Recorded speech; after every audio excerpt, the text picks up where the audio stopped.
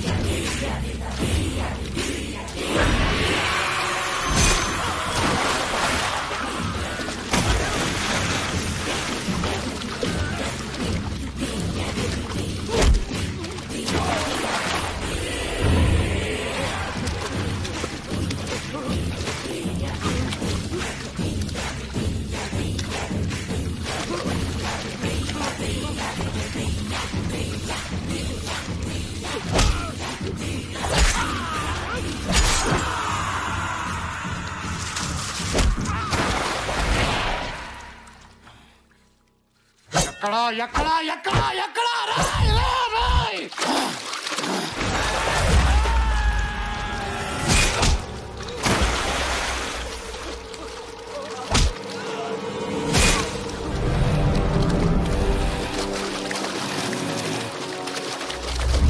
బతకండి బతకండి అంటే వినలేదు కదరా. కోత మొదలైంది. రాత రాసిన భగవంతుడు వచ్చిన ఆపలేడు.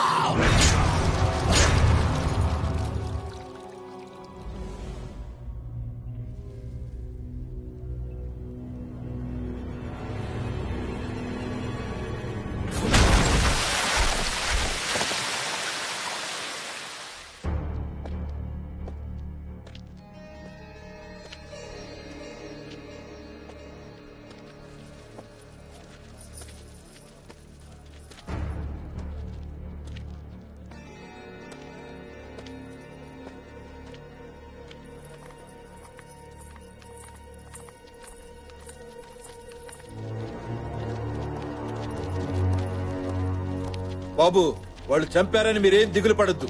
చచ్చే వరకు మీ వెనకాల మేముంటాం.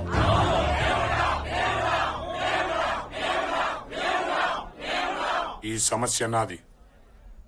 దీంతో మీకు ఎటువంటి సంబంధం లేదు. ఇప్పటి వరకు ఈ సమస్యని ఒకలాగా చూశాను. ఇప్పుడు ఇంకోలా చూడబోతున్నారో.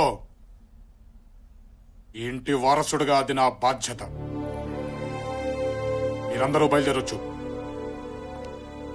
అయ్యా వారసుడు గారు, బాగున్నారా? బాగా సెటిల్ అయ్యావు.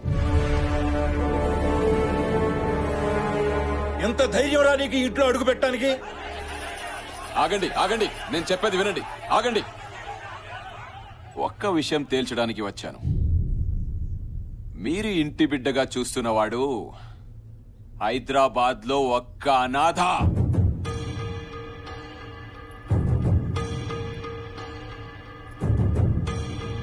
అనాథని ఇంటి పెద్ద ఆయన దత్తతకి తీసుకొచ్చాడు. ఇవిగో ఫోటోస్. సొంత బిడ్డని ఎవరన్నా దత్తతకి తీసుకుంటారా? చెప్పరా, నువ్వు ఇంటి వారసుడువా? చెప్పరా. చైతి,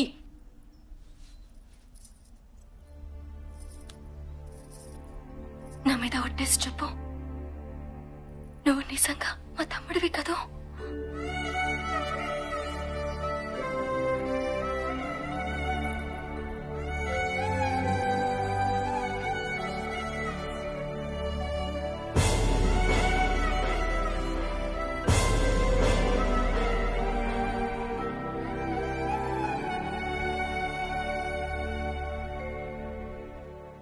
అమ్మా, ఇప్పుడు పట్టుకోవచ్చా?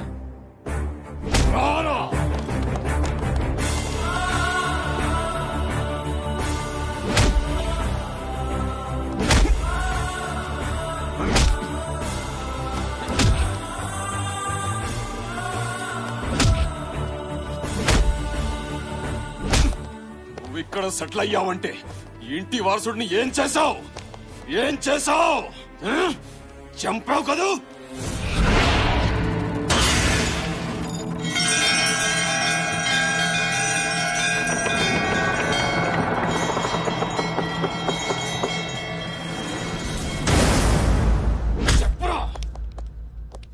చంపావు కదూ?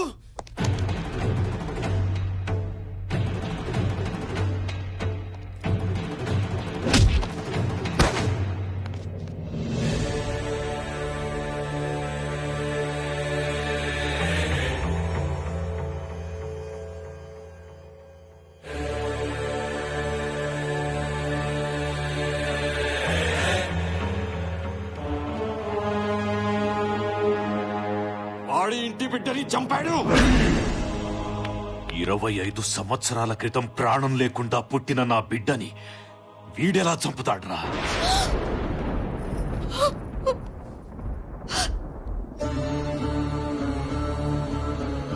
జనం కోసం, ఈ ఇంటి కోసం వాడు బతికే ఉన్నాడు, వస్తాడు అని అబద్ధం చెప్పాను.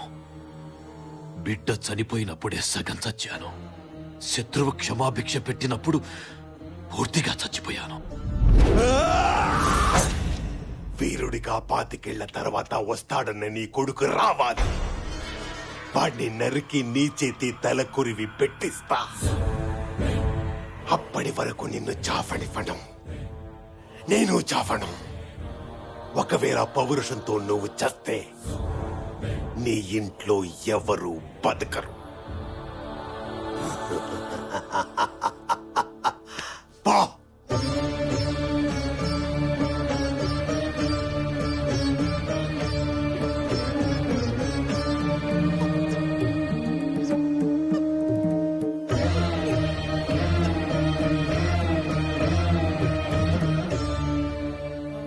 ప్రతి సంవత్సరం చినరాజా పుట్టినరోజని మీరందరూ పండగ చేసుకుంటుంటే నేను లోపల పిండం పెడుతూ బతికాను.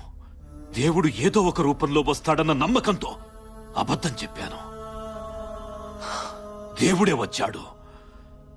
వారసత్వ లక్షణం రక్తం నుంచి కాదురా, మంచి చెయ్యాలన్న తత్వం నుంచి వస్తుంది. నీ రక్తం కాకపోవటం ఏంటలుడు, వాడు నీ బిడ్డనయ్యా.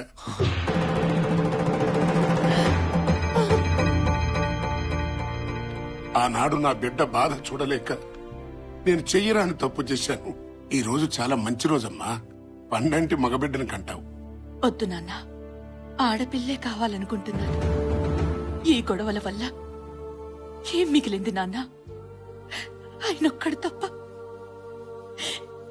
రేపేదైనా జరగరాంది జరిగితే ఏదో ఓ రోజు ఈ బిడ్డని కూడా రక్తపు ముద్దలా నా కళ్ళ ముందు పెడతారు. కన్న తల్లిగా అదే భరించలేను. నా బిడ్డ కోరిక నిజం చెయ్యాలి అంటే ఈ వంశంలో పుట్టే బిడ్డ శత్రువును చంపేవాడు కాదు, శత్రుత్వాన్ని ఆపేవాడు కావాలి. యుద్ధం చేసేవాడు కాదు, యుద్ధాన్ని ఆపగలిగేవాడు కావాలి. వాడు ఈ ప్రాంతంలోనే పెరుగుంటే చంపడమో చావటమో రెండే తెలిసేవి.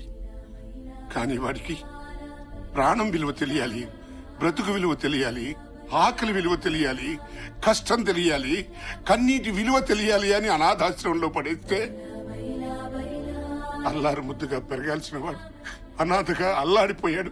10 మందికి వెండి కంచాల్లో అన్నం పెట్టాల్సిన వాడు అన్నం కోసం ఆకలితో ఎదురు చూశాడు.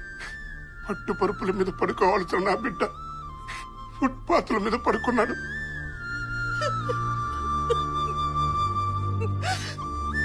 ఇవన్నీ చూసి గుండె పగిలేలా ఏడ్చాను. మానవ మాతృడెవడు నువ్వు పడ్డ కష్టాలు పడలేడురా. నువ్వు 0తో మొదలై 100 దాకా ఎదగాలనే ఇవన్నీ చేశానురా. కానీ ఏనాడు నిన్ను వదిలిపెట్టలేదు. ఆఖరికి ఆడబిడ్డతో సహా నిన్ను కాచుకుని ఉన్నావు. నన్ను క్షమించరా.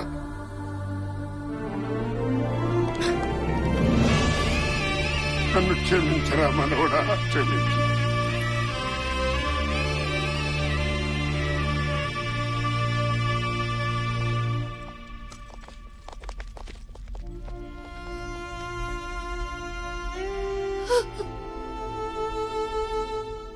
అసలు మగపిల్లలే వద్దనుకున్న నువ్వు జనం కోసం చంపో లేదా చావు అనటానికి నీలో నువ్వు ఎన్నిసార్లు చచ్చిపోయి ఉంటావమ్మా.